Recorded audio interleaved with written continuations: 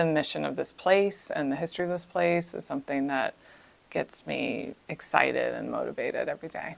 I'm Dr. Emily Ruth Rutter, and I'm the new Associate Dean for Academic Affairs here at Bloomfield. I was the Associate Dean of the Honors College at Ball State. One of the things that really attracted me to Bloomfield was the mission of the school. I have spent my kind of entire career, started in public education and then moved into higher education, really concerned with educational equity and access to transformative experiences. And so that's really my purpose and my mission in higher ed. And this college really matched with that.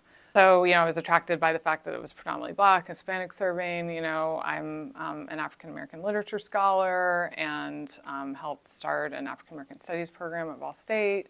And so those are where my passions lie. The school was a good match in terms of that as well. I'm somebody who started my own higher education journey with a GED and then, went on and got a BA and an MA and a PhD.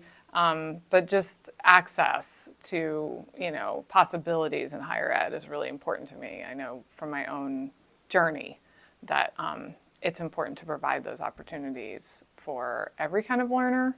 And that seems like something that Bloomfield is really committed to. Worldview and your experiences have been broadened here, but also that you're leaving the door open for the next person. We're serving the community here in Bloomfield and the surrounding community, that we're making opportunities available for anybody who wants to take part in higher ed, right? I want this to be a college that serves the community and develops reciprocal relationships, with anybody who wants to learn in the community. And grew up in kind of an unusual environment, but definitely an environment that was very social justice oriented. Not a lot of money or resources in that way, but I feel like sort of socio-political and cultural resources in terms of what it means to be part of a community, and even sort of like my own identity, what it means to be white, and like how do you participate in making the world a better place. How do I become a good ancestor in a way that maybe some of my ancestors weren't? All those questions have kind of always been on my mind. And then my first job out of undergrad was teaching high school at a predominantly Black high school in Eastern North Carolina. It was fantastic. And my students really wanted to read Black literature. They wanted to read African American literature. And I had a little bit of a background, but I felt like kind of not enough. So I went back to get my master's, thinking I'd continue to teach high school or maybe community college. And then I fell in love with the writing and decided to pursue a doctorate. And so that led me ultimately here. Why did I decide to go to graduate school and study African American literature? It had a lot to do with that initial teaching experience. So I think just that relationship between being a teacher and being a scholar and a writer, that's always been one that's like mutually reinforcing for me. Things that my students have been interested in kind of compels me to do more research or gain a greater sense of understanding to serve them better. Honestly, my biggest challenge at that time was simply that I was a very new teacher. And so it was just sort of like, how do I serve my students? How do I become a really effective teacher in the space?